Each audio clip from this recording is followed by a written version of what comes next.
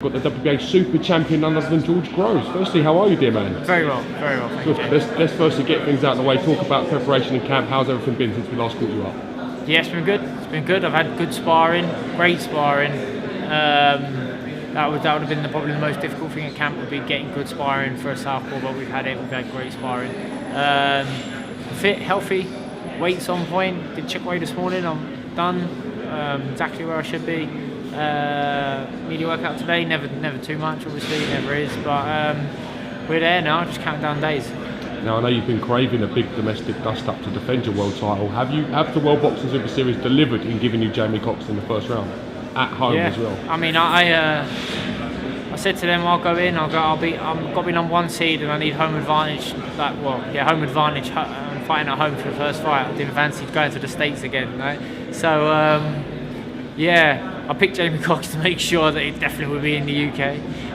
But yeah, we knew it would. We'll see. You know, Wembley Arena is always a great hunting ground for me. I think, by all accounts, they're near capacity now. It's near sellout. So it's going to be a great atmosphere there on Saturday night. And I just can't wait to get out there and defend my belt. Were you and Jamie Cox friends during your amateur time? I know you sort of know each other. Could you explain the relevance of that and how far back you guys go?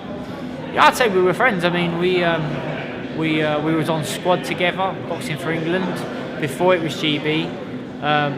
So this would be pre Commonwealth Games, 2006 maybe or something. So we went, I think 2005, we spent a lot of time together. We was on Young England together, which is under 19s. We would have trained together, we roomed together a few times, trained out at Crystal Palace as well as other places, and then we was on the circuit, so we was travelling, we boxed in Italy together. I think we did the Europeans together in Estonia. Good lad, trained hard, fit, punched, a good strong puncher, southpaw, quick hands, quick feet. Had all the attributes to go on and be a good pro. Thus far hasn't, but he won the Commonwealth Games and turned professional. And once he sort of moved up into the senior group, and I was still with the juniors, we never saw each other so much. And I mean, we wasn't best mates, we were just pals. So never really kept in contact. I saw him and say hello. Like now, if I wasn't fighting, if I saw him in here now, I'd probably go over and say hello, mate, how you getting on? But we're fighting, so we're not. You're quite a big super middleweight. Jamie isn't the biggest of super middleweights. Do you think that'll be a telling factor on Saturday? I certainly will. The guys who I'm naturally bigger than, I always do well against. You look at the guys who, you know, they talk about the Cole Froch fight, but in many ways, Cole Froch, to his credit, is an exception to the rule. You know, fantastic chin, granite chin, good punch power, physically strong, decent enough speed and footwork, and has a semi-awkward rhythm to go with it as well. So anyone who sort of looks at the Froch fights goes, "Oh, well, Froch knocked him out." That's it. You know, and that's what his trainer was concentrating on, saying Froch only ring walks at 12 stone 4, 12 stone 5. James will be bigger. You know, I hope Jamie is bigger because he's not big. So if he's going to come in heavy, he's going to be slow. You know, this dude fights at middleweight, light middleweight. He could probably make super welter if he needed to. He's had to bulk up to get up to the super middleweight division. I could never make middleweight. I have to have a full camp to make super middleweight. I make it, and I make it well. I'm physically strong and on point when I'm there, but I couldn't do anything lighter. So the size will be important, very important on the night. But even if he was a bigger dude, I still feel I've got more than enough to beat him. You know, I feel I'm a better fighter than Jamie Cox. So, you know, it's not something that I'm relying on. Will you be cute enough, and do you think you have enough power to take Jamie Cox out? Do you see it going to the scorecards, or do you see yourself ending the fight before the distance? I believe I'll end the fight before the distance. I'm fit enough to go 12 rounds. I can imagine.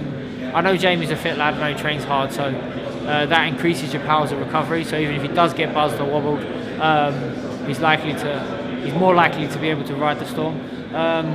But I've been in there with fit, strong guys. You know, Martin Murray, similar in that, not as big as me.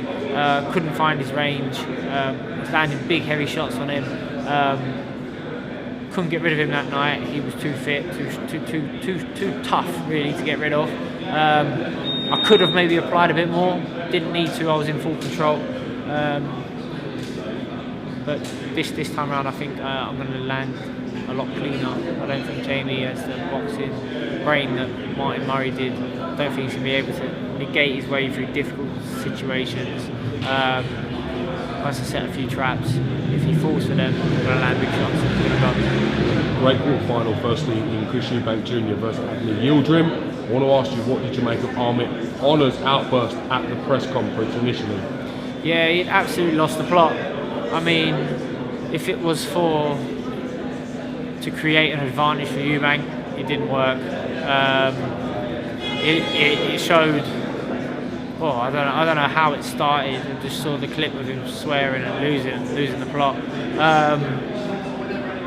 At that point, I thought, well, I don't think Yildirim stands much of a chance because has this been going on the whole camp? You know, if Eubank managed to get under his skin, that's your problem because that's one of his tactics. You know, so I didn't see the fight, didn't watch the fight, but. The result, I know the result. Did you read the fight reports? Yeah, I mean, I know he got dropped heavy in the first round. He got up, I think he won the second round, Yildirim, but then still probably wasn't quite recovered from the first knockdown, and then started trading with Eubank in the third.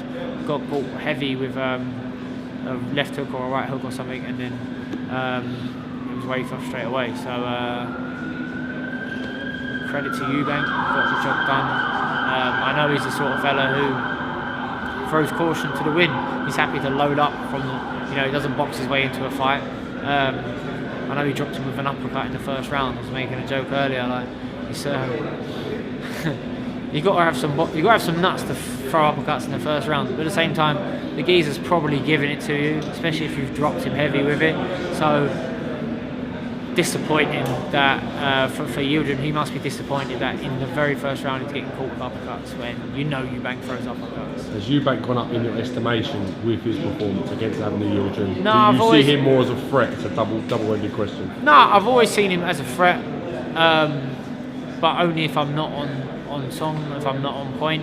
I've got to win Saturday first, and I plan I will, and then I'll talk more about the next fight, which we know will be Eubank. But until then, keep my cards close to my chest because I'm not focused on that at all. There's no point wasting any energy. I'm fully focused on